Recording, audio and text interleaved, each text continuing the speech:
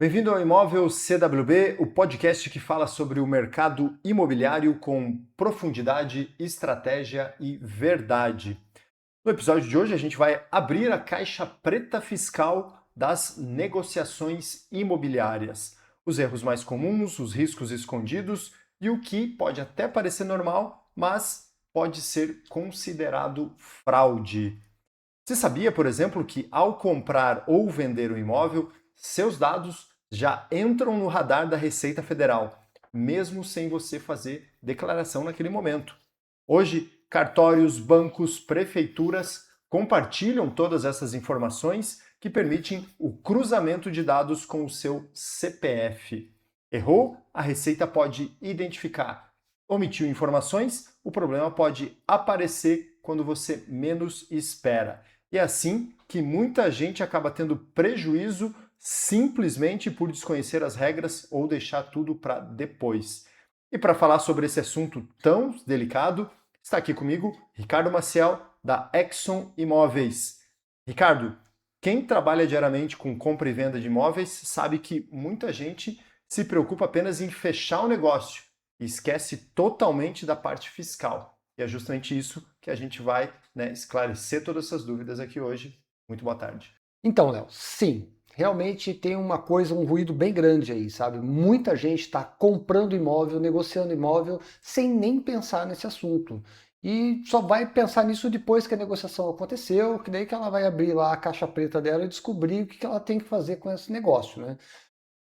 Por parte do comprador, eu vejo muita gente comprando imóvel sem planejar isso, né? Sem ver como é que está isso na sua declaração de imposto de renda, ter realmente esse dinheiro disponível lá fiscalmente falando. O vendedor eu vejo também bastante perdido com essa coisa de nem saber quanto que o imóvel está lançado no imposto de renda dele, se vai ter lucro, se tem que pagar imposto, quando que paga, como que paga. Então, tem muita gente que simplesmente ignora esse assunto, mas chega depois, logo na sequência, se depara com isso e é onde eles percebem que cometeram alguns erros. Tá. Então vamos falar de tributação imobiliária hoje, né? E falar aí das principais dúvidas então fiscais de quem compra e vende imóvel. E Bora para lá. começar, Ricardo, toda negociação imobiliária já está no radar da Receita Federal, certo? Ou seja, ao fazer uma escritura ou registrar um imóvel, essa operação ela já é comunicada automaticamente? Como que funciona esse trâmite? Sim, sim. Hoje já isso já está bem apurado já. Eu vejo que a Receita, né, com tudo que está acontecendo na questão tributária no Brasil, vai subir o nível muito rápido. A partir de 2027, então agora com a implementação da CIB, isso vai vir para a luz mesmo.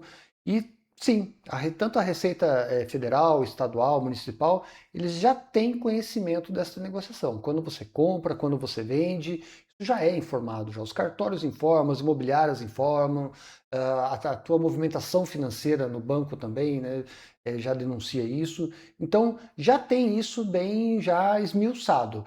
O que ainda não está muito em ordem ainda é a conexão desses pontos. Mas isso já no curto prazo agora já vai acabar. Eu acredito que agora em 2027 já vai ver uma revolução por aí por causa da reforma tributária e é o momento que eu vejo que esses pontos vão ser ligados. Quem vendeu, quem comprou, vai vir tudo para a luz. Hoje eles já têm a informação, já recebem essa informação. Cartórios, imobiliários já fazem isso, mas eles ainda não usam da forma correta, vamos dizer assim, de uma forma eficiente. Mas isso no curto prazo vai acabar.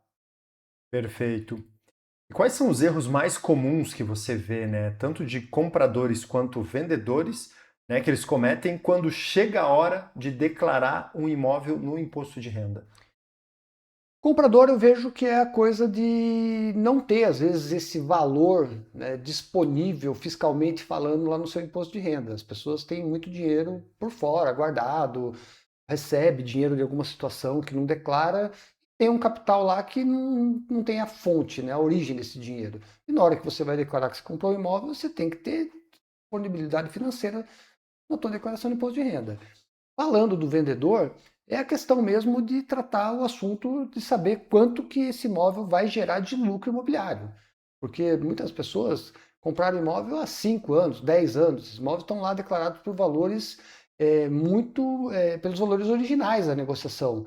E quando a pessoa passa 10 anos, o imóvel que ela pagou 300 mil, ela vendeu agora por 1 milhão. A Receita olha isso e fala, ok, tem 700 mil de lucro aqui, tem um lucro a ser aferido aqui, tem um imposto a ser pago. Então, é essa coisa de não saber fiscalmente mesmo como funciona a tributação em cima de compra e venda de imóvel. Esse é um ponto que a gente vai comentar agora aqui, né? Que esse ganho de capital ele gera muita dúvida ainda, Sim. né? E o que é esse imposto, né? E por que tanta gente só descobre que precisa pagar, né? Pagá-lo quando já está em atraso, né? Então, Léo, olha só, hoje existe uma coisa no mercado imobiliário que assim, os corretores, as imobiliárias querem vender os imóveis. Mas eu vejo que os vendedores, os compradores, eles não estão interessados nesse assunto. Eu não sei se eles ignoram, se é uma questão de não conhecer mesmo. E eu vejo que as imobiliárias também não fazem esse papel de trazer isso para a luz, porque elas querem vender, elas não querem colocar uma barreira numa negociação. Mas existe a parte fiscal e tributária que tem que ser resolvida. Então, o que eu vejo? O mercado ainda ele é muito amador nesse sentido, de não trazer isso para a luz, do proprietário, do comprador não entender as regras e se deparar com isso logo depois, ou na pior das hipóteses, quando chega a época de declarar imposto de renda. Eu conheço muita gente que vendeu um imóvel, tinha lucro a pagar, não fez a declaração, não declarou a venda, foi esperar para declarar lá na hora de declarar o imposto de renda e descobriu que estava lá com 6 meses de atraso no recolhimento do imposto. Aí estamos falando de multas de juros, de correção monetária, um imposto que ia custar lá, sei lá, 20 mil, vai pagar 30, 40 porque não pagou, não recolheu na hora certa. Então é a desinformação que eu acho que está muito grande ainda no Brasil e que eu acho que é perigoso, porque agora com a reforma tributária quem não souber o que é imposto, como que faz, como que paga, como que recolhe, vai ter problema. Certo. E, Ricardo, existe realmente a isenção na venda de imóveis? Em quais situações que ela pode acontecer? Léo, existe, tá? Elas são específicas. Não vou entrar muito no mérito delas, porque depende às vezes muito da tua composição, né, da tua declaração de imposto de renda. Mas, por exemplo, imóveis até 440 mil, o único imóvel é isento de recolher, não tem lucro real, não é tributado. Ah, tem situações aí de imóveis recebido em herança, tem várias situações. É importante o seguinte, quando a pessoa falar assim, vou negociar um imóvel, seja comprador, seja vendedor, procura alguém que possa te esclarecer isso. Ou um corretor profissional que tenha esse conhecimento, essa informação, ou o seu contador, mas prepara a parte fiscal tributária da coisa antes de botar o imóvel à venda ou antes de comprar o imóvel. Muito bem. E, Ricardo, muita gente nunca ouviu falar do tal do GCAP ou GCAP. Sim. O que é esse sistema e por que deixa tudo para declarar, né? Para a declaração anual do imposto de renda pode gerar problemas, é deixar tudo, né? Para a hora do famoso IR. Tá, o GCAP é o seguinte, tá? É um sistema que tá, né, é um sistema para cálculo de lucro real numa negociação imobiliária. Muitas pessoas cometem o erro de achar que declarar isso é na hora que vai fazer o imposto de renda, quando chega lá todo ano a época do imposto de renda. Não. Uma negociação imobiliária, você tem que declarar ela no momento em que você fecha o negócio. Quando você fecha o negócio, você recebe, paga lá quem você comprou o imóvel, você tem que entrar lá, o vendedor tem que, nesse momento, ir no sistema da Receita, baixar lá o módulo lá do GCAP e lançar as informações lá, valor original, valor da venda e colocar isso, porque o próprio sistema vai fazer um cálculo em cima disso e vai falar, olha, você tem X imposto a pagar até a data tal. Então, assim, o GCAP é isso, é um módulo do sistema da Receita Federal que calcula o imposto lucro real em cima de transações imobiliárias. Muito bem. Ricardo, depois que uma pessoa vende um imóvel, né? Qual é o prazo para regularizar essa operação na Receita Federal? O prazo funciona assim, Léo. Eu negociei o imóvel hoje. Vamos pensar, hoje é dia 22 de julho. Eu tenho até o último dia do mês seguinte para aferir esse imposto e recolher. Tá? Então eu tenho esse mês agora da negociação, mais todo mês que vem para fazer isso, até o último dia do mês seguinte. Esse é o prazo. Depois disso, multa, juros e correção. Então, independente do dia ali, por exemplo, se a pessoa vendeu dia 2, por exemplo, do mês, Ela ela vai tem, ter até o final do outro, ela tem quase sim, 2 meses. quase 2 meses para fazer esse recolhimento, fazer o cálculo e recolher o imposto. Já se for no final do mês, ela vai ter um Tem pouquinho uns mais de um 30, mês. exatamente, vai ter 30 dias ali. Mas tem um prazo bom aí para fazer esse trâmite. Não é uma coisa, vendi hoje, tem que recolher amanhã. Perfeito, perfeito. Ricardo, ainda existe quem declare um valor menor na escritura para pagar menos imposto, né? Quais os riscos que essa prática pode trazer? Léo, eu acredito que sim, que ainda exista isso, tá? Isso está acabando.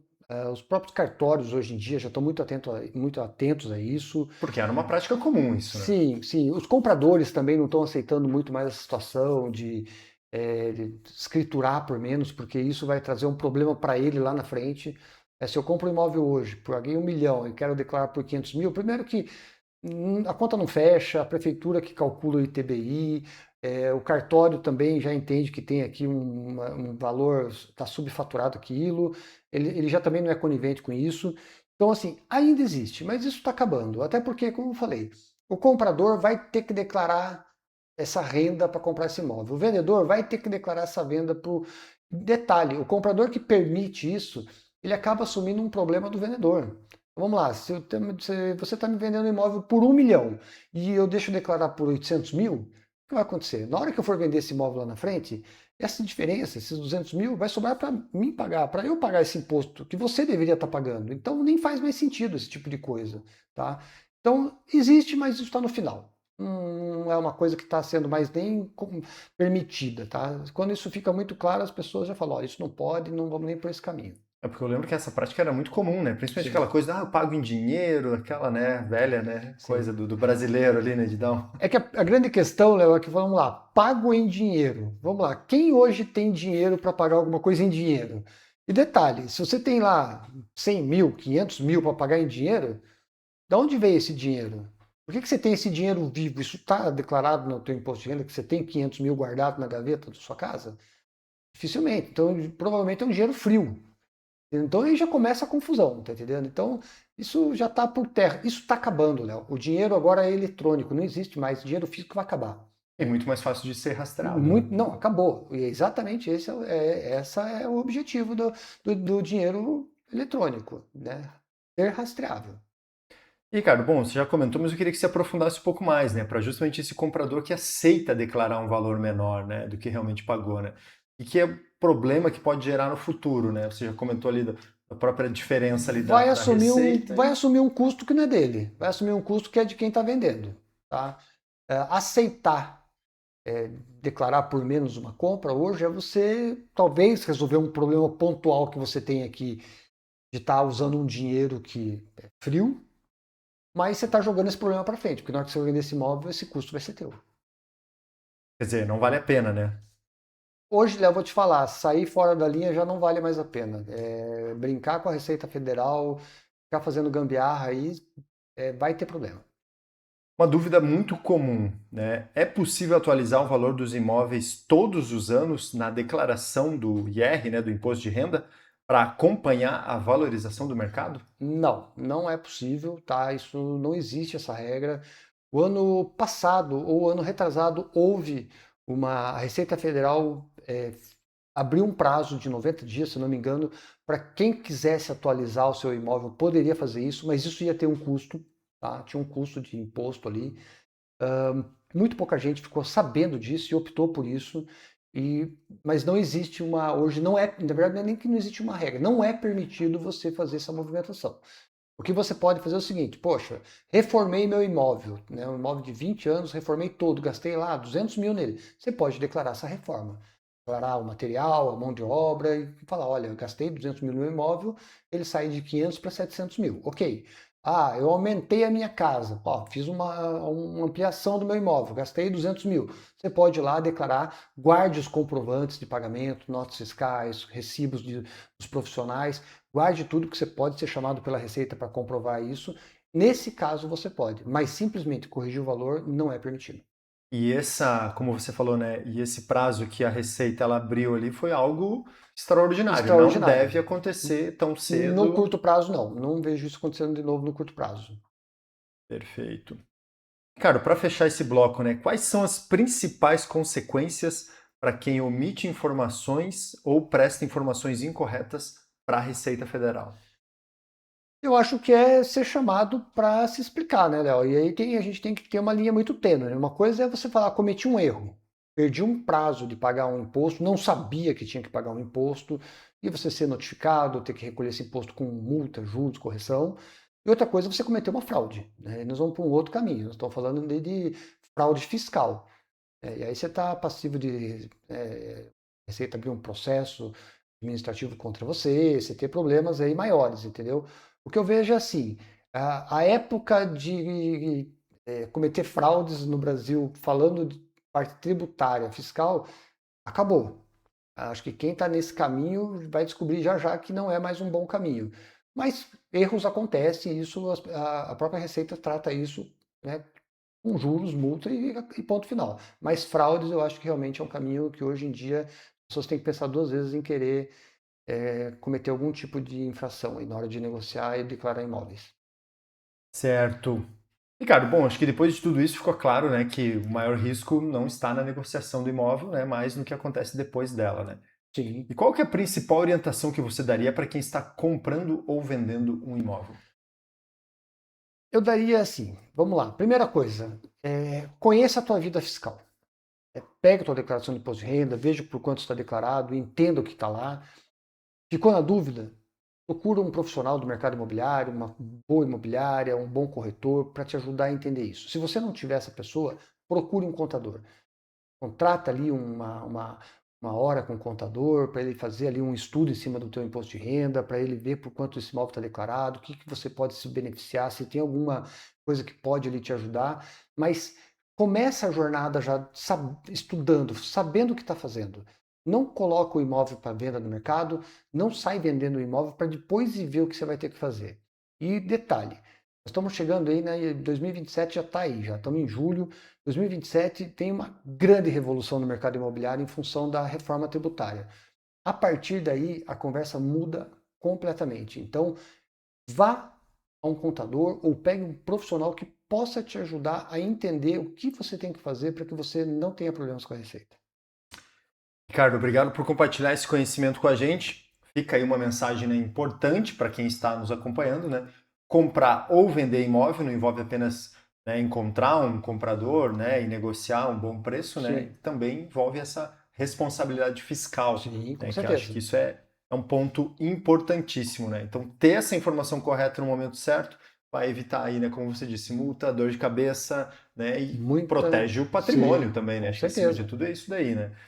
Então, sempre, né, que for negociar então um imóvel, contar com profissionais qualificados, na parte tributária também procurar a orientação de um contador de confiança, né? E no próximo episódio a gente vai falar aí sobre outro tema fundamental para quem quer fazer bons negócios no mercado imobiliário, né? Esse episódio foi útil para você? Compartilhe lá nas redes sociais, comenta. Ricardo, quer fazer um spoilerzinho no próximo episódio aí pra gente? A gente está tratando muito questão tributária, sabe, Léo? A gente está num momento de virada muito forte aí. Até final de agosto é o último prazo para as imobiliárias, né, escolherem seu regime tributário, começar a preparar sua vida tributária para 2027. A gente vai tocar nesse ponto. A gente vai falar do que vem pela reforma tributária a partir de 2027 agora, principalmente para quem trabalha com imóveis, corretores, imobiliárias, porque vem muita mudança aí. Até a forma de você colocar o imóvel no mercado vai mudar, a precificação vai mudar.